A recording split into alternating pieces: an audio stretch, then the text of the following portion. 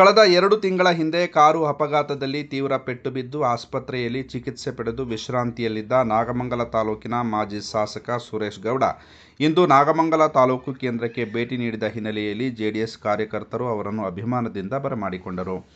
ಗಡಿಭಾಗದ ಯಡಿಯೂರಿನ ಸಿದ್ದಲಿಂಗೇಶ್ವರ ಕ್ಷೇತ್ರಕ್ಕೆ ಭೇಟಿ ನೀಡಿ ಕಾಳಿಂಗನಹಳ್ಳಿ ಗಡಿಭಾಗದಲ್ಲಿ ಜೆಡಿಎಸ್ ಅಧ್ಯಕ್ಷ ಚನ್ನಪ್ಪ, ಮನ್ಮೂಲ್ ಮಾಜಿ ನಿರ್ದೇಶಕ ನಲ್ಲಿಗೆರೆ ಬಾಲಕೃಷ್ಣ, ಪಕ್ಷದ ಗೌರವಾಧ್ಯಕ್ಷ ಲಕ್ಷ್ಮೀಸ, SC/ST ವಿಭಾಗದ ಸಂತೋಷ್ ಕುಮಾರ್ ಬೃಹತ್ ಹೂವಿನ ಹಾರ ಹಾಕುವುದರ ಮೂಲಕ ಸ್ವಾಗತಿಸಿದರು.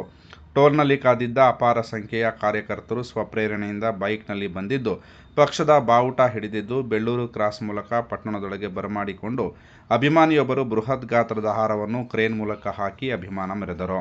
ನಂತರ ಸೌಮ್ಯಕೇಶವ ಸ್ವಾಮಿ ಮತ್ತು ಗಣಪತಿ ದೇವಾಲಯದಲ್ಲಿ ವಿಶೇಷ ಪೂಜೆ ಸಲ್ಲಿಸಲಾಯಿತು. ಕಾರ್ಯಕರ್ತರಿಗೆ ಊಟದ ವ್ಯವಸ್ಥೆ ಮಾಡಲಾಗಿತ್ತು. ನಂತರ ಸುರೇಶ್ ಗೌಡ ಮಾತನಾಡಿ, ದೇವರ ಆಶೀರ್ವಾದ ಮತ್ತು ಕಾರ್ಯಕರ್ತರ ಅಭಿಮಾನ ನನ್ನ ಜೀವ ಉಳಿಸಿದೆ. ಮುಂದಿನ ದಿನಗಳಲ್ಲಿ ಕ್ಷೇತ್ರದಲ್ಲಿ ಉಳಿದುಕೊಂಡು ಅವರ ಸೇವೆ ಸಲ್ಲಿಸುತ್ತೇನೆ ಎಂದು ಹೇಳಿದರು.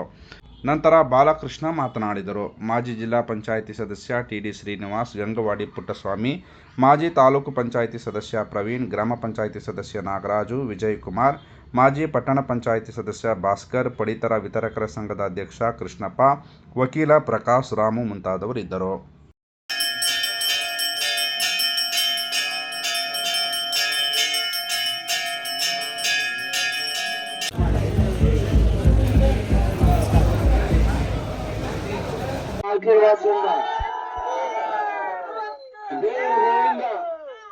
ನೋಡಿದ್ರಿ ನನ್ನ ಗಾಡಿಗೆ ಎಷ್ಟು ಏಟ್ ಆಗಿತ್ತು ಅಂತ. ಗಾಡಿ ಯಾವುದೇ ಏಟ್ ಆಗಿಲ್ಲ. ಕೇವಲ ಈಗ ಒಂದು 3-4 ಬೆರಳುಗಳಿಗೆ ಬಹಳ ತೊಂದರೆ ಆಗಿತ್ತು.